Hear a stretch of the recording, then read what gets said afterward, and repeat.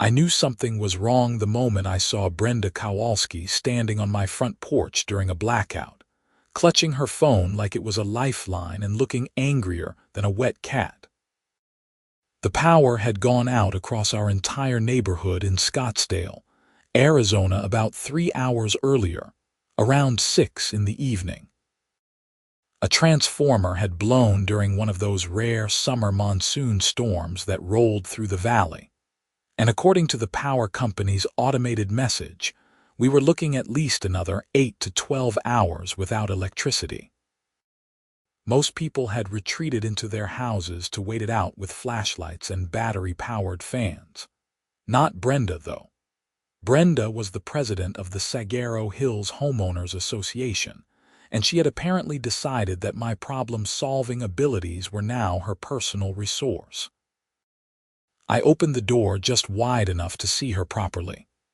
Behind me, my portable generator hummed steadily in the garage, powering my refrigerator, a few lights, and the window unit in my bedroom. I had bought that generator 2 years ago after a similar outage had cost me about $300 in spoiled food. It was one of those mid-range Honda units, nothing fancy, but reliable and relatively quiet. "Jason," Brenda said, not bothering with pleasantries. "I need to borrow your generator." I blinked at her. "Excuse me, your generator. I can hear it running. I need it for my house." She said this like she was asking to borrow a cup of sugar, not a $1,000 piece of equipment. "Brenda, it's running my stuff right now. My fridge, my lights. I kind of need it." Her expression shifted into what I had come to recognize as her HOA president face, that special blend of entitlement and manufactured authority that she wore to every board meeting. "Jason Vaughn, as a member of this community, we all need to help each other out during emergencies.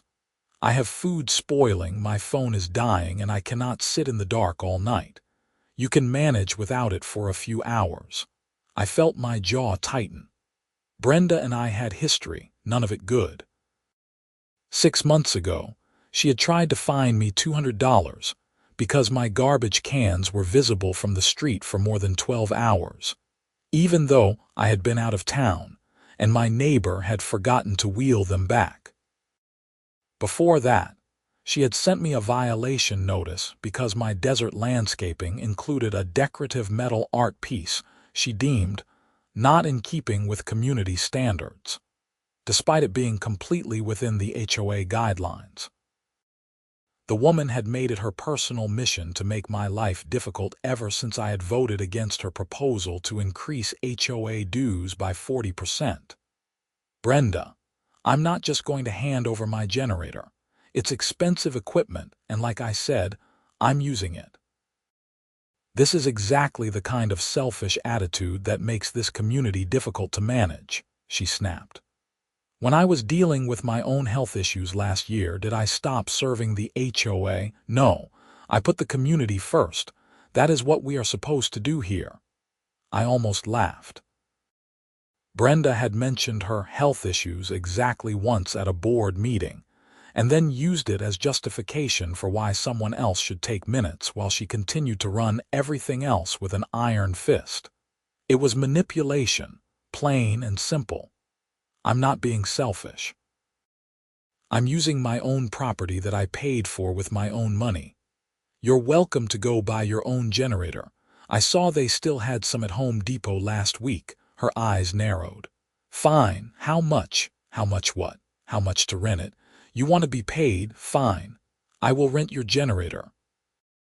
I should have just said no. I should have closed the door and gone back to my air-conditioned bedroom and let her figure out her own problems. But something about her attitude, the way she assumed she could just demand things from me and I would roll over, made me petty. $200 an hour, I said. The look on her face was worth it. $200 an hour? Are you insane? That's my rate. Take it or leave it. I started to close the door. Wait, she held up her hand. That is price gouging. That is illegal. Price gouging applies to essential goods during declared emergencies, and even then, It usually means raising prices on existing inventory for sale, not rental rates for personal property. There's no declared state of emergency for a regular power outage, and I'm not a business. I'm a private citizen renting out my personal equipment at whatever rate I choose. Don't like it? Don't rent it. I had actually looked this up after the last outage when a neighbor had asked to borrow the generator, and I had wondered about the legality of charging for it. Turned out I was well within my rights. Brenda's face had gone an interesting shade of red. "You are a spiteful, petty man, Jason Vaughn, and you're standing on my porch demanding my property. Funny how that works."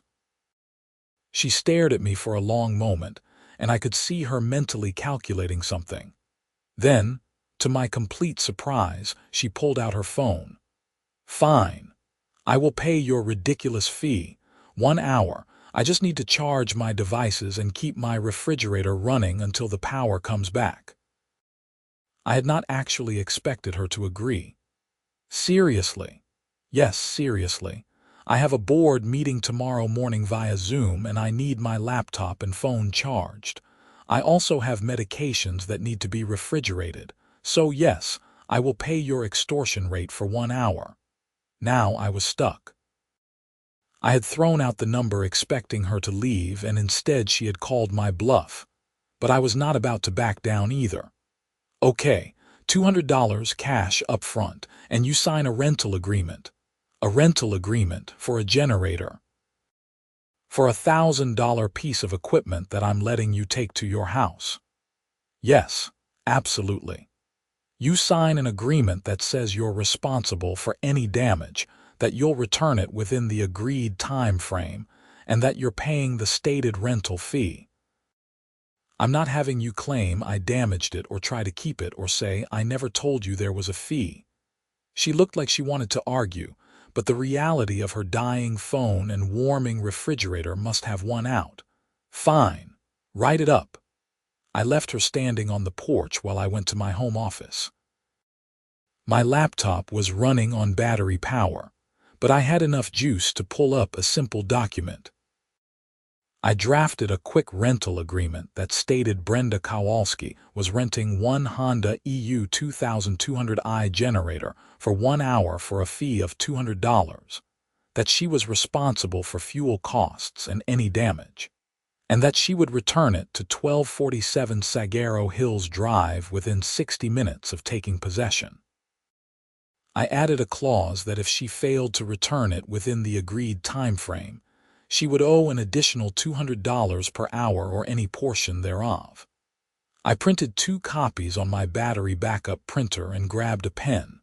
Back on the porch, I handed her the agreement.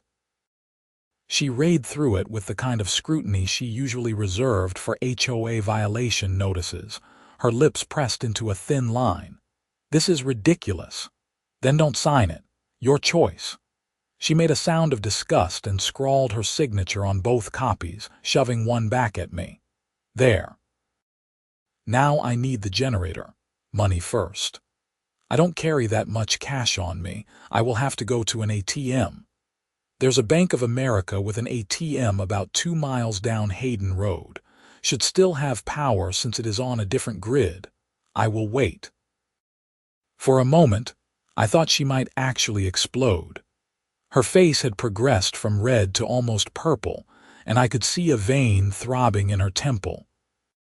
But she spun on her heel and marched back to her Mercedes SUV parked in my driveway, reversing out with a screech of tires that probably violated at least 3 HOA noise ordinances. I went back inside, feeling a mix of satisfaction and disbelief at what had just happened. My wife, Rachel, had left 2 days ago to visit her sister in Portland, and I wished she was here to witness this insanity. She would never believe it when I told her, true to her word, Brenda returned about 25 minutes later. The sun was setting now, and the neighborhood was taking on that eerie darkness that comes with a complete power outage. No streetlights, no house lights, just the occasional glow of a candle or flashlight through windows. and the steady hum of my generator, which apparently everyone could hear. She climbed out of her SUV and walked up to me where I was sitting on the porch steps, enjoying the cooling evening air. She thrust a stack of $20 bills at me without a word. I counted it carefully. $200 exactly. I folded the bills and tucked them into my pocket, then folded my copy of the rental agreement and put it in there too. Okay, let me disconnect everything and show you how it works. I know how a generator works, Jason. I am not an idiot. Humor me. I don't want you calling me in 30 minutes saying it doesn't work when you just didn't turn it on properly. I led her to the garage where the generator sat, connected to my house through a transfer switch I had paid an electrician to install. I shut it down, disconnected the power cable, and wheeled it out to the driveway. The thing was not exactly light, weighing in at about 50 pounds, but it had wheels and a handle that made it manageable. Okay, so this is the fuel valve, I said, pointing. This is the choke. This is the engine switch. When you start it cold, you turn the fuel valve on, pull the choke out, turn the engine switch to on, and pull the starter cord. Once it starts, push the choke back in. To turn it off, just flip the engine switch to off.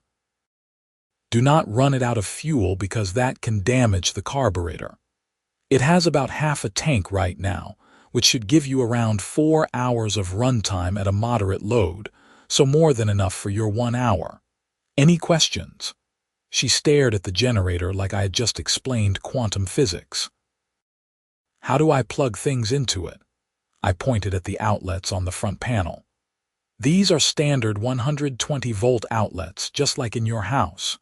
You can plug things directly into these, or if you have an extension cord, you can run that. Don't overload it. This is a 2,200-watt generator, so don't try to run your whole house on it. A fridge is fine, some lights, your laptop and phone chargers, maybe a small window unit. But don't go plugging in your air conditioner, washer, dryer, or anything with a heating element. Fine. She pulled out her phone and took a picture of the generator control panel. 1 hour, starting now. Actually, starting when you leave my property. Clock starts when you drive away. She gave me a look that could have melted steel, but she did not argue.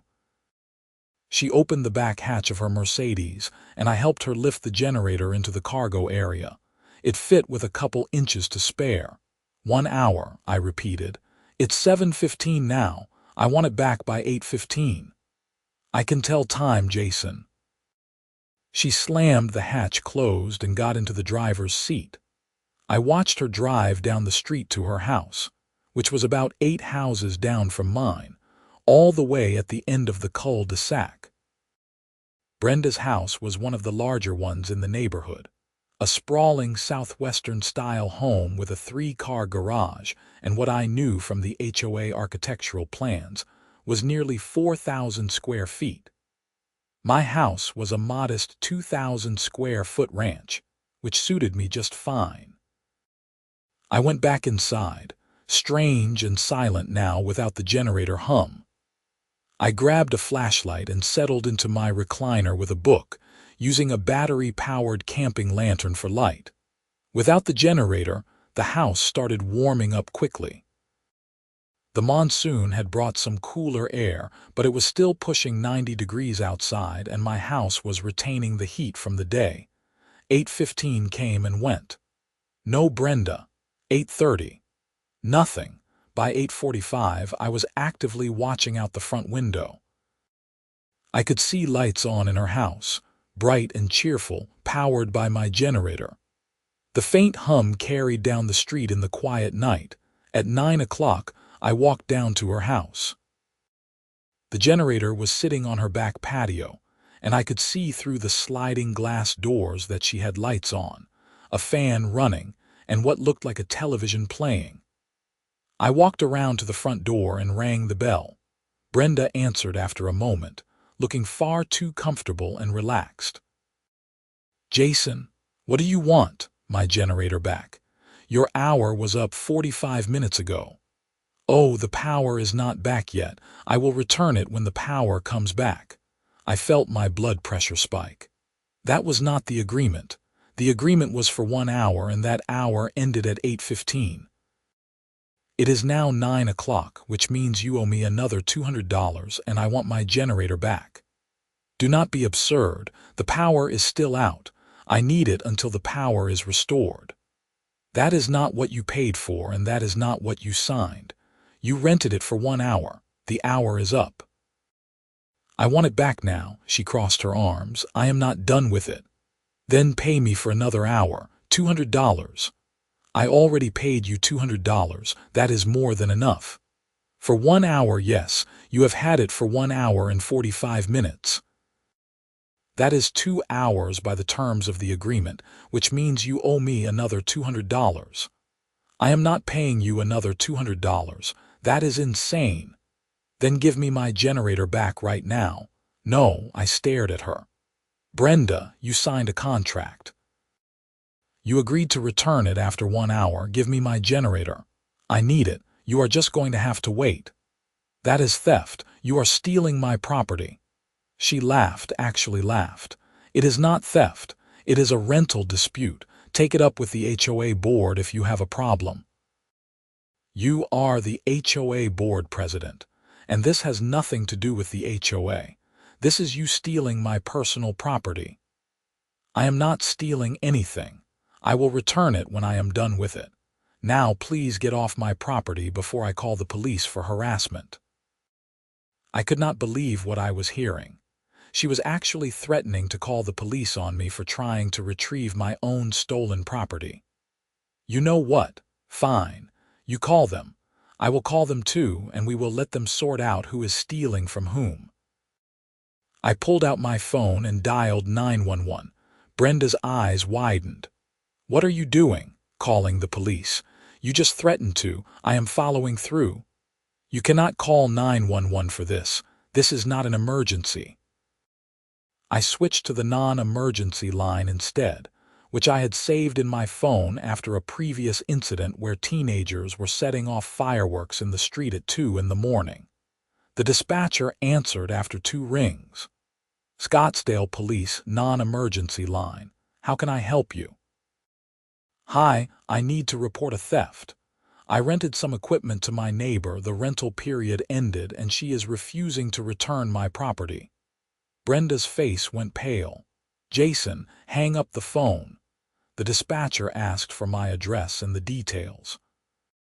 I explained the situation calmly while Brenda frantically whispered that I was being ridiculous and this was not necessary. The dispatcher said they would send an officer out to mediate the dispute. I thanked them and hung up. Police are on their way. You are unbelievable. Wasting police resources over a generator. You are unbelievable. Stealing a generator and then threatening to call the police on the person you stole it from. We stood there in a tense standoff until a patrol car pulled up about 15 minutes later. The officer who got out was a tall woman in her 30s with her hair pulled back in a tight bun. Her nameplate read Officer Patterson. Evening, folks. I understand we have a property dispute. I launched into the explanation before Brenda could speak. I showed Officer Patterson the rental agreement, explained that Brenda had paid for 1 hour, that the hour had expired nearly 2 hours ago, and that she was refusing to return my generator. Brenda jumped in. The power is still out. It is unreasonable to expect me to return it when the emergency situation has not been resolved. Officer Patterson looked at the rental agreement. Madam, this clearly states 1 hour rental period and that the rental began at 7:15. It is now 9:20. By the terms of this agreement, you were supposed to return the generator at 8:15. That is an unconscionable contract. He is price gouging. That is a civil matter. What is a criminal matter is that you are currently in possession of someone else's property beyond the agreed-upon time frame and refusing to return it. That is theft by conversion. This is absurd. I am the president of the Homeowners Association. I am a pillar of this community. That is great, madam, but it does not give you the right to keep someone else's property. You need to return the generator now. I need it. The power is still out. Officer Patterson's expression hardened. Madam, I am not asking. Either you return the generator right now, or I will cite you for theft and we can sort this out at the station. Brenda looked between us, clearly calculating her options. Finally, she made a sound of disgust. Fine. Take your precious generator, Jason. I hope you are happy. I will be once I have it back. She led us around to the back patio where the generator was still humming away. I shut it down, disconnected her extension cords, and wheeled it back toward the front of the house. Officer Patterson helped me load it into her patrol car's trunk, so I did not have to wheel it back down the street in the dark. Madam, you also owe him for the additional time per the contract, Officer Patterson said. I am not paying him anything else. The contract states $200 per hour for any time beyond the first hour. You had it for just over 2 hours. That is $400 total, meaning you owe him another $200. That is ridiculous. That is what you signed and agreed to. Officer Patterson turned to me. Do you want to press charges for theft and file a civil claim for the additional rental fees? I thought about it. Part of me wanted to just take my generator and be done with this insanity. But Brenda had been making my life difficult for months, and I was tired of it. Yes. I want to press charges and I want the rental fees she owes. Brenda's jaw dropped. You cannot be serious. Dead serious. You stole my property, you violated a contract, and you wasted my time. I want what I am owed. Officer Patterson pulled out her citation book. Madam, I am citing you for theft by conversion under Arizona Revised Statute 13-1806. You will receive a court date in the mail.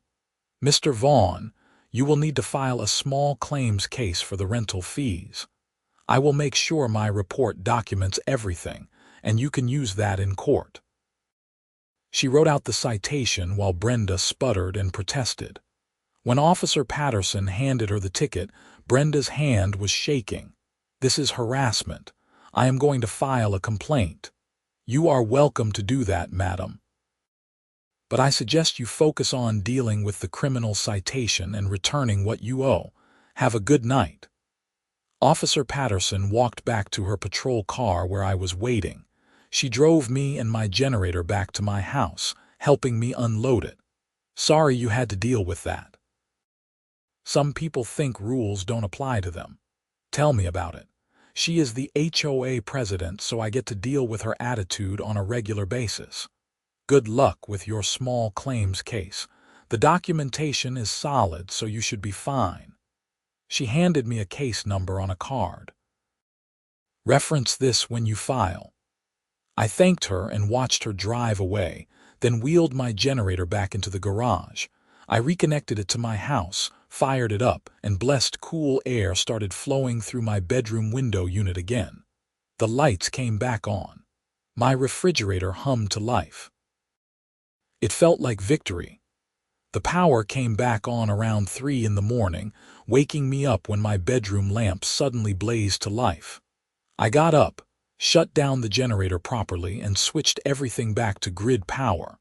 Then I went back to bed, satisfied that I had stood my ground. The next morning, I filed the small claims paperwork online. Arizona made it pretty easy. I documented everything, attached photos of the signed rental agreement, and included the police report number Officer Patterson had given me. The filing fee was $75, which I added to what Brenda owed me. 2 days later, I got a letter from the HOA. It was from Brenda, in her capacity as HOA president, informing me that I was being fined $500 for conducting unauthorized business activities from a residential property in violation of Section 7.3 of the HOA covenants. I actually laughed out loud. She was trying to fine me for renting out my generator, claiming it violated the HOA rules against running a business from home. I read through my copy of the HOA covenants, which I kept in a file folder specifically because Brenda had tried to pull this kind of thing before.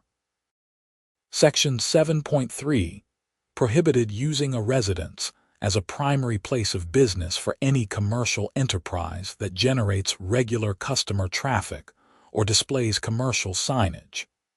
Renting out a generator one time to one neighbor during a power outage did not even remotely qualify. I drafted a response letter, citing the specific language of the covenant, and noting that by her logic, anyone who ever sold anything on Craigslist or had a garage sale would be in violation. I also pointed out that using her position as HOA president to retaliate against me for a personal dispute was an abuse of power and a breach of her fiduciary duty to the HOA. I sent copies to the entire HOA board, which consisted of 5 people including Brenda. I also sent a copy to the HOA management company that handled our accounting and administrative paperwork. The response was swift. 3 of the other 4 board members emailed me privately to say they had not been consulted about the fine and did not agree with it. One of them, a retired accountant named Walter Chen, said he was calling for an emergency board meeting to address irregularities in HOA governance. The emergency meeting was held the following week in the clubhouse. I attended, as did about 30 other homeowners who had heard through the neighborhood grapevine that there was drama. Brenda looked like she had not slept in days. Walter, acting as interim chair for the meeting, addressed the situation directly.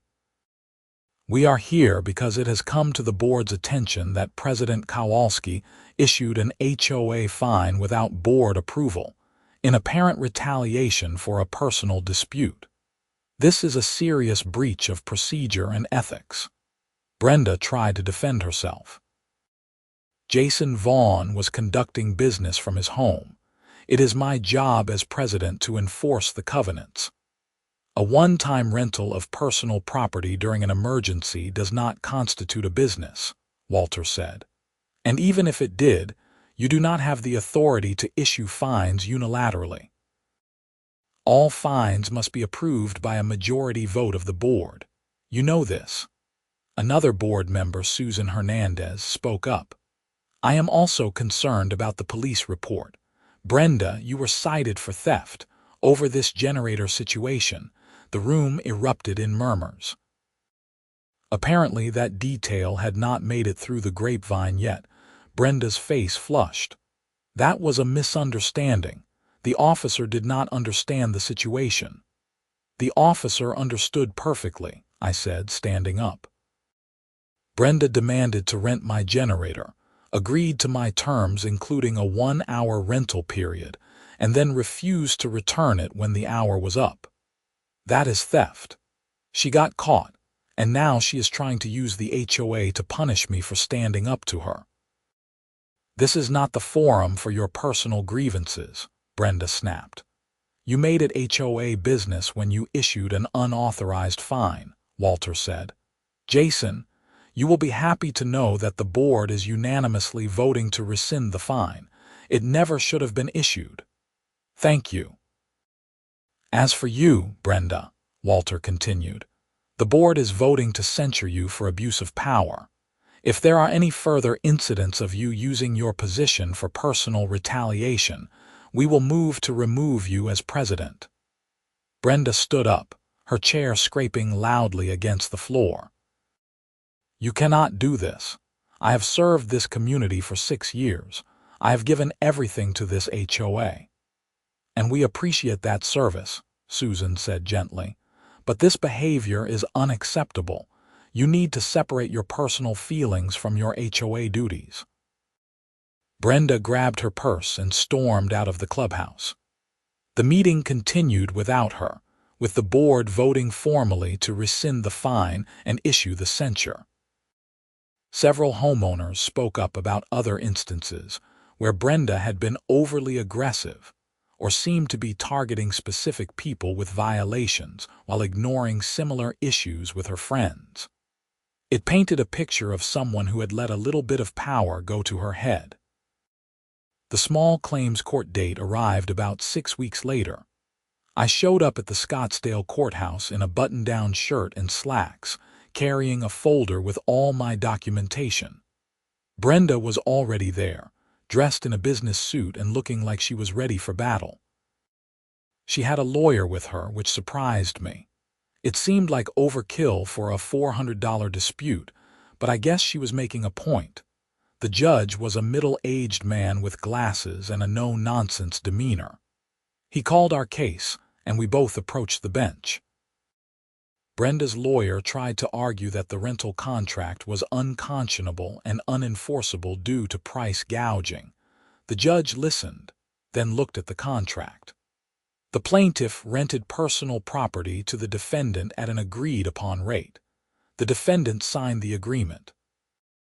This is not a case of price gouging under Arizona law because Mr. Vaughn is not a business, and this was not essential goods during a declared emergency.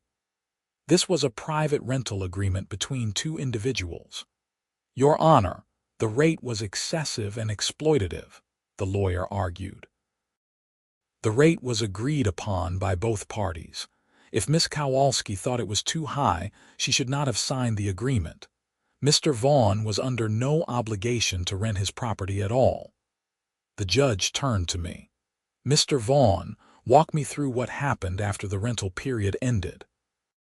I explained how Brenda had refused to return the generator, how I had called the police, and how Officer Patterson had to intervene. I showed him the police report and the citation Brenda had received. The judge reviewed everything, then looked at Brenda. Miss Kowalski, you signed a contract agreeing to return the generator after 1 hour. You did not do so. That is a breach of contract. The contract clearly states that additional hours would be charged at the same rate. You had the generator for approximately 2 hours, which means you owe Mr. Vaughn $200 for the additional hour, plus the $75 filing fee he incurred because you refused to pay. That is $275. Your Honor, that is an outrageous amount for a generator rental, the lawyer protested. The amount was agreed upon in writing. If you want to argue it is outrageous, you should have argued that before your client signed the contract. Judgment for the plaintiff in the amount of $275. Miss Kowalski, you have 30 days to pay. He banged his gavel. Brenda looked like she had been slapped. Her lawyer gathered his papers, looking annoyed. As we left the courtroom, I could not help but feel vindicated. It was not about the money anymore. It was about the principle, but the saga was not over yet. About a week after the court date, I got a call from Walter Chen. Jason, we have a problem. Brenda has been removed as HOA president.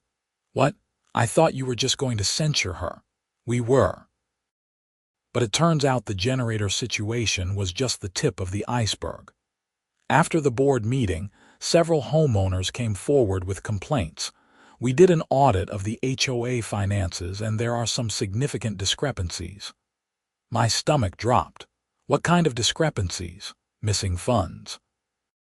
About $15,000 over the past 2 years. Brenda had sole access to the HOA checking account, which was a mistake on our part.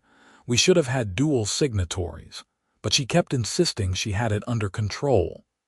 Are you saying she stole from the HOA? We are saying there are unexplained withdrawals and transfers that do not match up with any approved expenses. We have hired a forensic accountant to go through everything. If it is what it looks like, we will have to involve the police.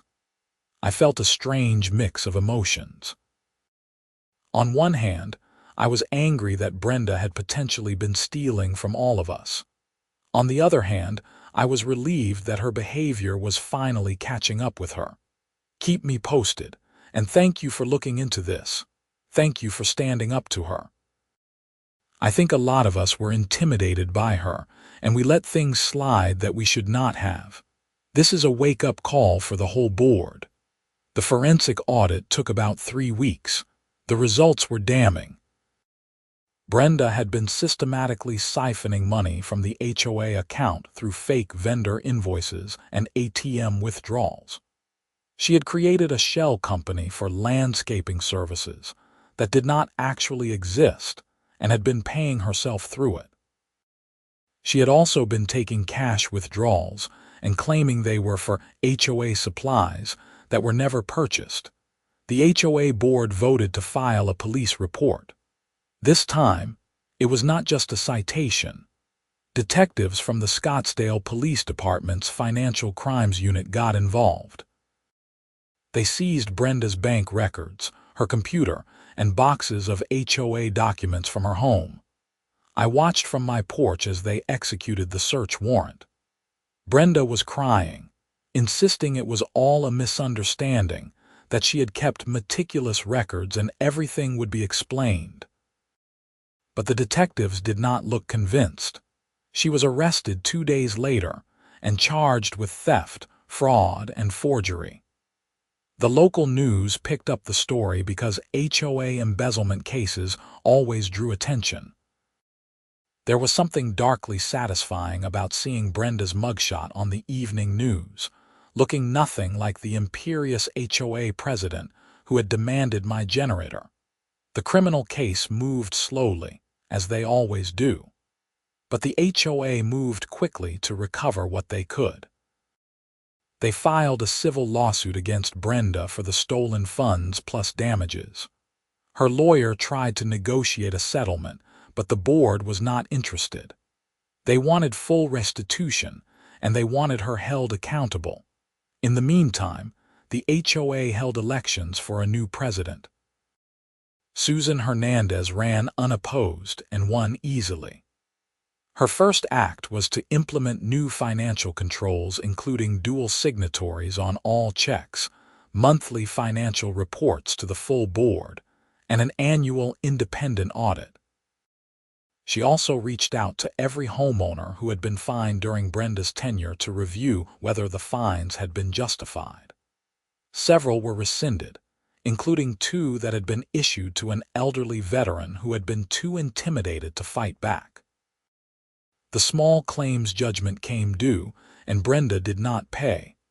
I filed for a wage garnishment, which was granted. It turned out Brenda worked part-time as an office manager for a dental practice. Her wages were garnished for the $275 plus interest and collection fees, which by that point had grown to about $350. The criminal case went to trial about 8 months after her arrest. I was called as a witness, not about the HOA theft, but about the generator incident. The prosecutor wanted to establish a pattern of behavior showing that Brenda believed she was entitled to other people's property and resources. I testified about how she had demanded my generator, how she had breached the rental contract, and how she had then tried to use her HOA position to retaliate against me.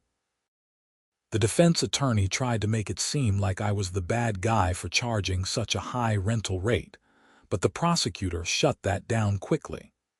Your Honor, what Mr. Vaughn charged for his generator is irrelevant to whether Ms. Kowalski stole from the HOA.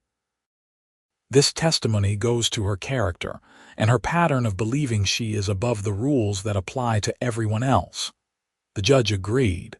The testimony stood. Brenda was convicted on all counts. The evidence was overwhelming. At sentencing, the judge was not sympathetic. Miss Kowalski, you held a position of trust in your community. Your neighbors relied on you to manage their collective funds responsibly.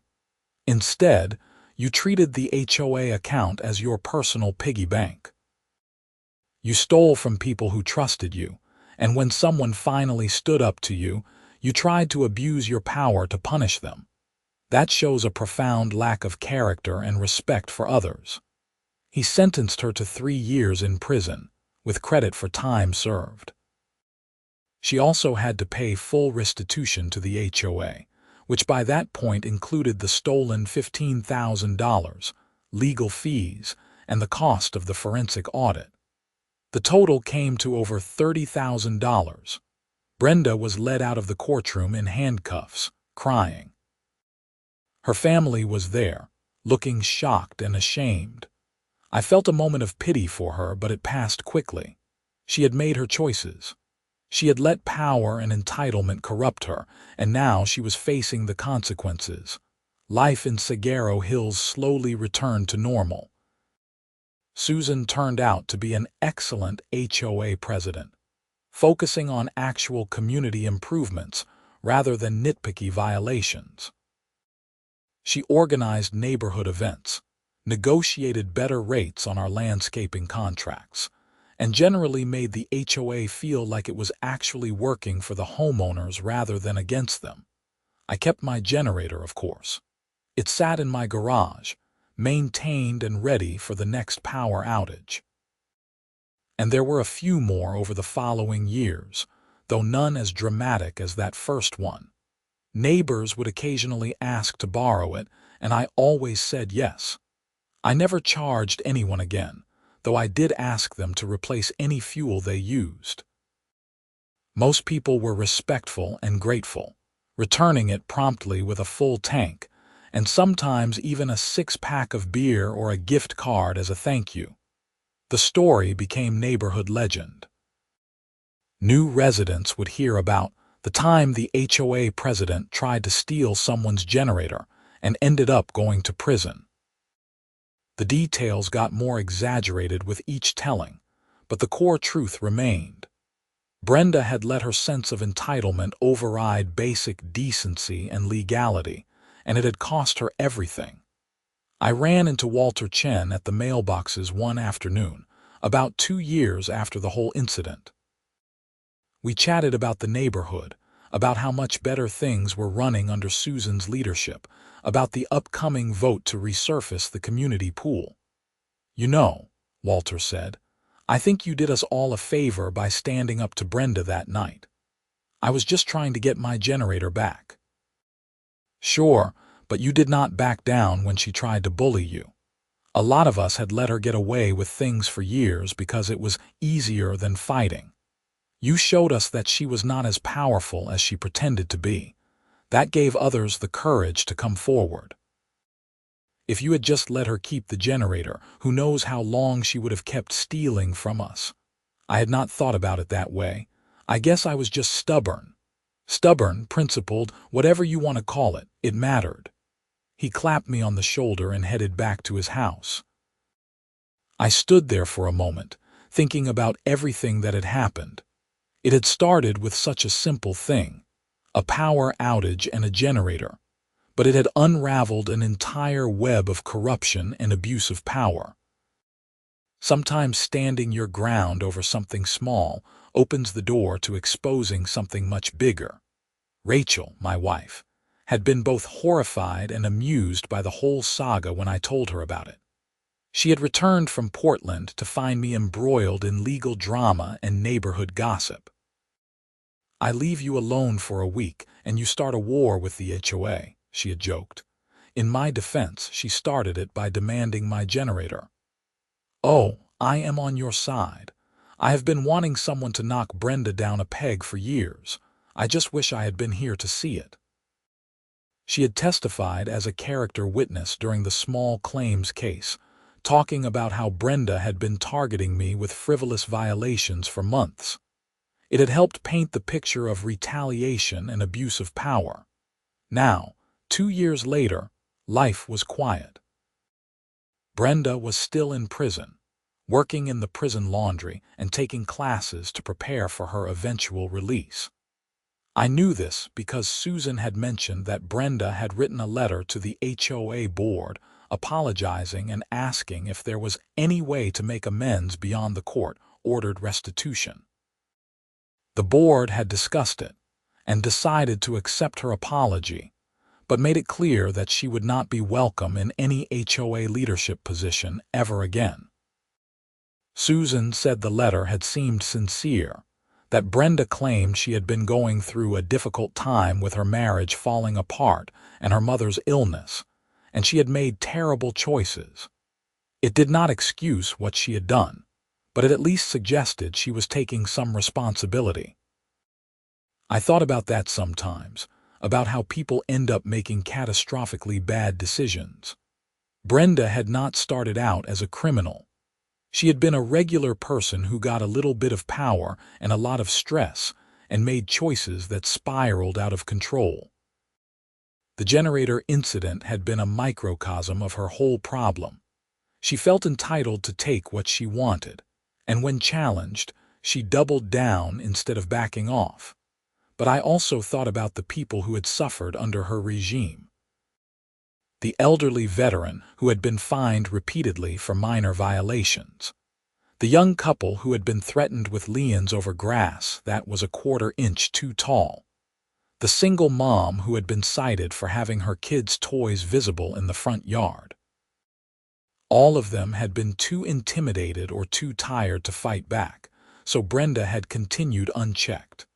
My $200 per hour generator rental had been absurd, yes. I had meant it as a joke, a way to get her to leave me alone. But when she called my bluff, I had stood firm on principle. And that principle, that insistence that she did not get to just take what she wanted, had been the crack in her armor that eventually brought the whole facade tumbling down. The generator itself had become a bit of a celebrity in the neighborhood.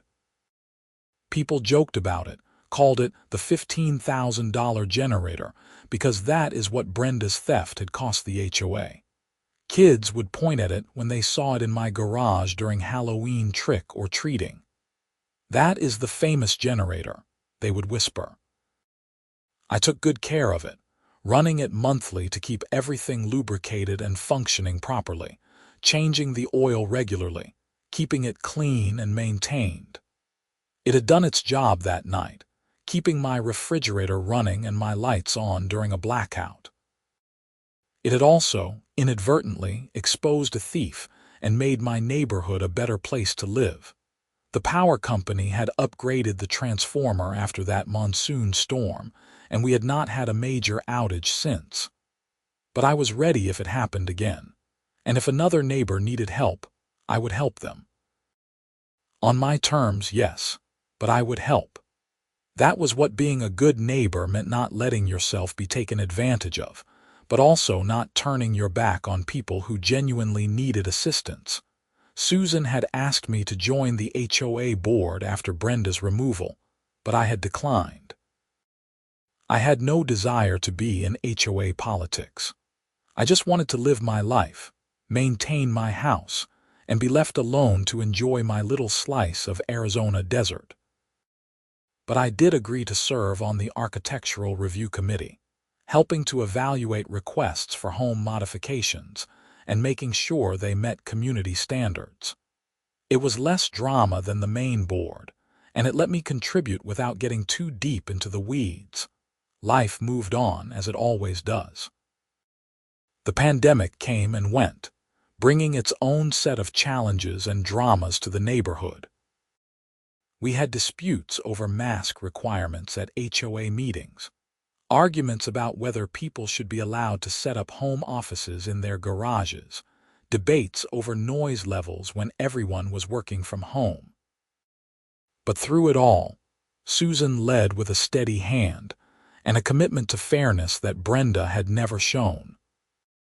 The generator story became shorthand in our community for standing up to bullies, for not letting people abuse their power, for insisting on fair treatment even when it would be easier to just roll over. "Don't make me rent you my generator" became a joke phrase, meaning don't push me or I will stand my ground. I saw Brenda once after her release from prison. It was about 3 years after the whole incident. I was at the grocery store, loading bags into my car when I looked up and saw her across the parking lot. She was thinner, her hair grayer, her whole demeanor diminished. She saw me at the same moment and we locked eyes. For a second, I thought she might come over, might say something. but she just gave a small, sad nod and got into her car. She was driving a beat-up Honda Civic, a far cry from the Mercedes SUV she used to have. I heard later that she had divorced, lost her house, and was living in an apartment and working as a cashier at a hardware store. The restitution payments were taking a huge chunk of her income, and she would be paying them off for years. I felt that moment of pity again, stronger this time. She had lost everything over $15,000 and a series of bad choices. But I also remembered the people she had hurt, the trust she had betrayed, the power she had abused. Consequences were consequences. I finished loading my groceries and drove home to my house in Saguaro Hills, where my generator sat quietly in the garage, ready for the next emergency. Rachel was home, working in her garden, and she waved as I pulled in. Life was good, drama-free, and peaceful, and I had a hell of a story to tell at parties. The whole experience taught me something about community, about power, and about standing up for yourself. It is easy to let things slide, to not make waves, to just give in when someone demands something from you. It is harder to say no, to insist on fair treatment, to stand your ground even when it seems petty or small. But those small stands matter. They add up. They show people that they cannot just walk all over you. And sometimes, those small stands reveal bigger problems that need to be addressed. Would Brenda's embezzlement have been discovered without the generator incident? Maybe eventually. But it might have taken years longer, and she might have stolen even more. My stubbornness over a rental fee had been the catalyst that brought everything to light. I thought about that sometimes when I was tempted to just let something go, to not make a fuss. Was this worth fighting for? Would standing my ground make a difference? The answer was not always yes. Sometimes it really was not worth the energy. But sometimes it was, and learning to tell the difference was important. The generator incident had been worth it. Not for the $200, though I did eventually get paid, but for the principle. Brenda had thought she could take what she wanted, break agreements, and use her power to escape consequences. I had shown her she could not, and that had mattered. Susan announced at an HOA meeting about 5 years after Brenda's conviction that the restitution had been paid in full. Brenda had been making payments religiously, never missing one despite her reduced circumstances. The HOA board voted to issue a statement acknowledging her completion of the restitution and wishing her well in her continued rehabilitation. It was a classy move and very much in Susan's character. I voted in favor of it. Brenda had paid her debt, literally and figuratively. She had served her time, paid her restitution, and as far as I knew was trying to rebuild her life. I could not hate her forever, but I also would not forget what she had done or how she had behaved. That generator still sits in my garage today. It is getting older now, nearly 10 years since I bought it, but I have maintained it well and it still runs like a champ. I have used it probably a dozen times over the years for various outages, and I have lent it out to neighbors countless times. I never charged anyone again, though. Once was enough. Every time I look at it, I think about that night, about Brenda standing on my porch demanding to use it, about her face when I said $200 an hour, about the moment she agreed. I think about Officer Patterson helping me load it into her patrol car, about the small claims court hearing, about the forensic audit that uncovered thousands in stolen funds. A generator is just a machine. It converts fuel into electricity, nothing more. But this particular generator had been so much more than that. It had been a catalyst, a symbol, a line in the sand. It had been the tool that helped me stand my ground and, inadvertently, helped clean up my community. The story has become a part of my identity in the neighborhood. I am Jason Vaughn, the guy who charged the HOA president $200 an hour to rent his generator and ended up exposing her embezzlement. New neighbors hear the story and look at me with a mix of respect and amusement. Kids growing up in the neighborhood hear it as a legend, the details getting foggier but the core message remaining clear. Stand up for yourself, do not let people take advantage of you, and sometimes the smallest acts of defiance can lead to the biggest changes. Rachel jokes that I should write a book about it. The generator that brought down a Karen, she suggests. It would be a bestseller. Maybe someday I will. But for now, it is just a good story, a reminder of an interesting time, and a lesson learned about the importance of standing your ground. The neighborhood continues to thrive under better leadership. Property values have gone up. The common areas are better maintained, and there is a sense of actual community, rather than just a collection of houses governed by an authoritarian HOA president.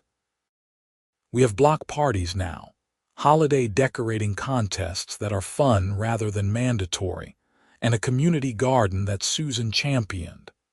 I still see Walter at the mailboxes occasionally, and we still talk about that night sometimes. Best $200 you never actually got to keep, he jokes, referencing the fact that by the time the small claims judgment was paid, legal fees and everything else meant I basically broke even. Worth every penny I did not make, I always reply, because it was. Not everything is about money. Sometimes it is about principle. Sometimes it is about refusing to be bullied. Sometimes it is about a generator, a contract, and a woman who thought she was above the rules. And sometimes justice actually prevails, one rental agreement at a time.